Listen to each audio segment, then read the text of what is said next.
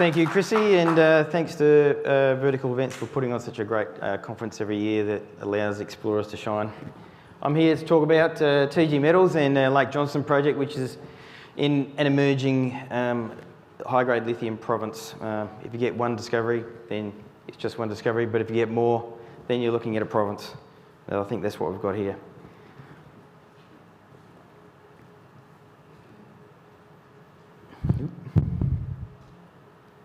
There we go. Yeah, the green lights come on. Usual disclaimer and a bit more forward-looking statements.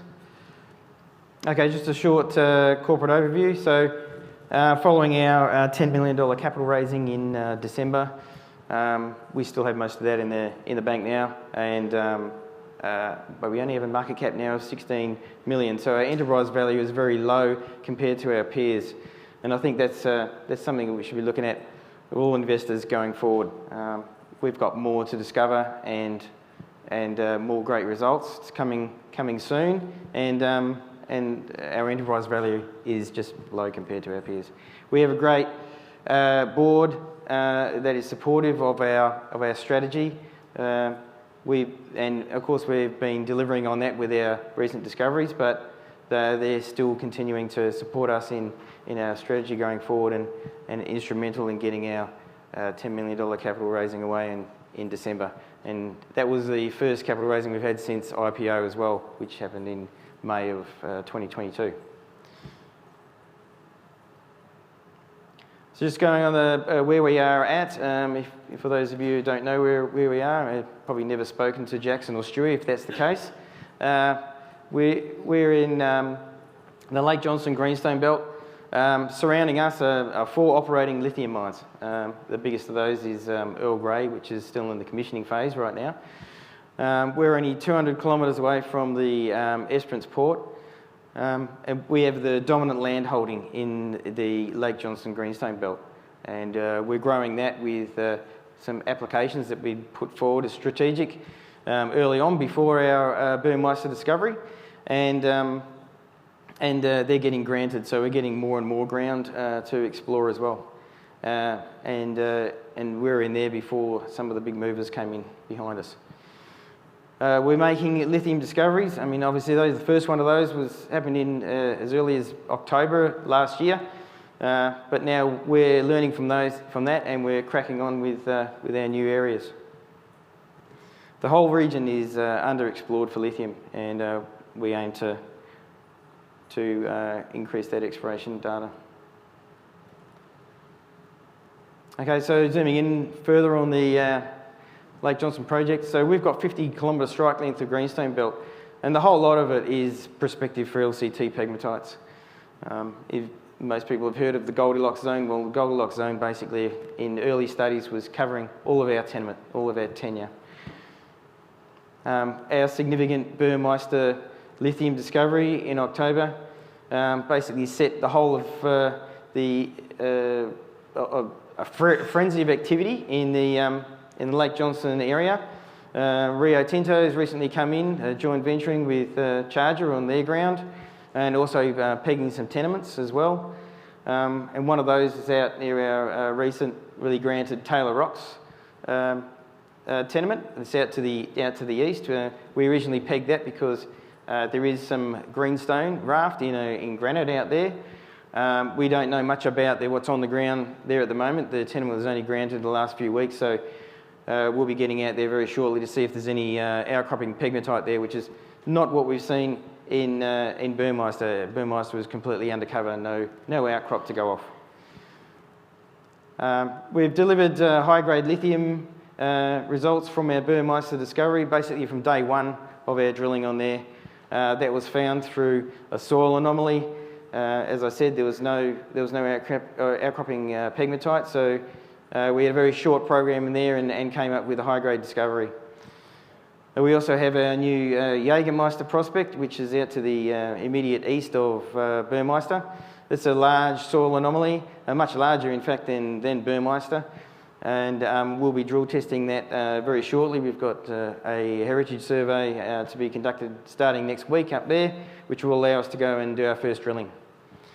We also have further to the south, we've got a large tenement holding down there, which are 25 kilometres away from Burmeister, which is the Tay prospect.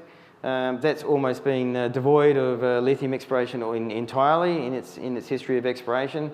It's been a gold and nickel prospect for most of its life.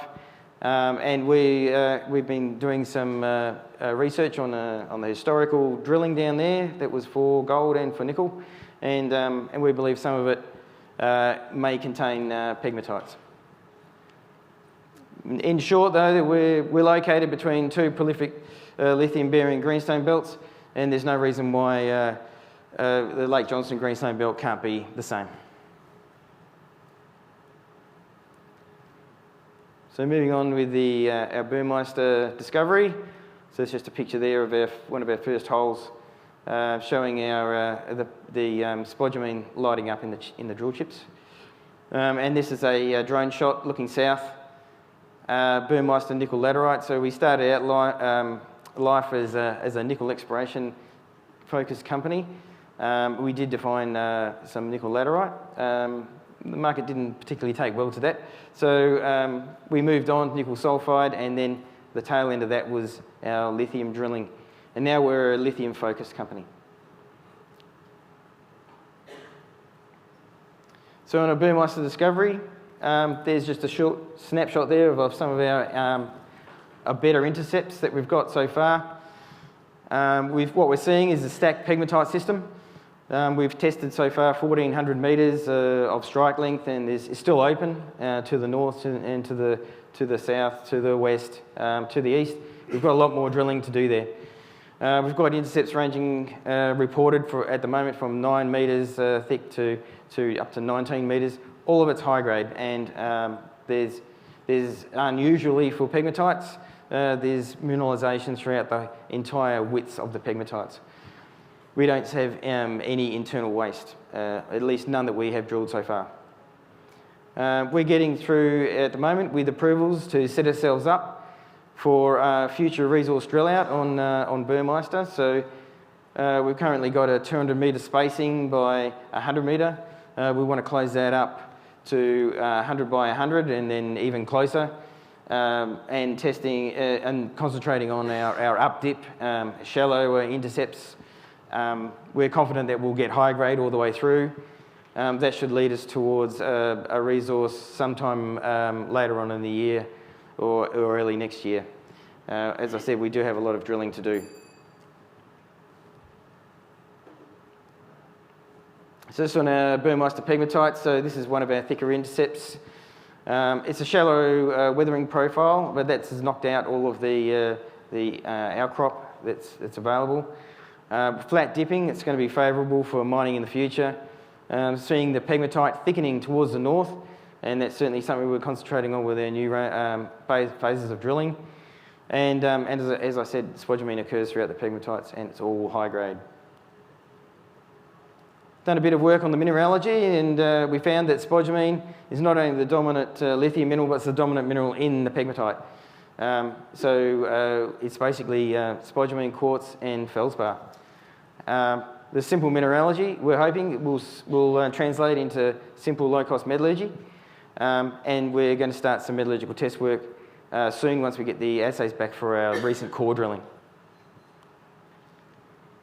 On the Burmeister prospect, as I said, large lithium in soil anomaly, 100 ppm. It's 5 kilometres long. It's open in the north and south. We've done some infill just recently, waiting for assays back on that. We're going to put our first drill holes in that in March, and approvals are well advanced. And emerging prospects, Taylor Rocks, as I mentioned before, the Tay prospect as well, and other strategic applications that we've had to the north.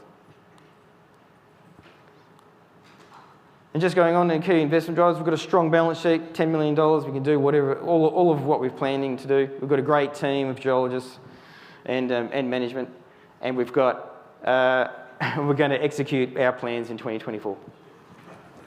Thank you all. Yes and no.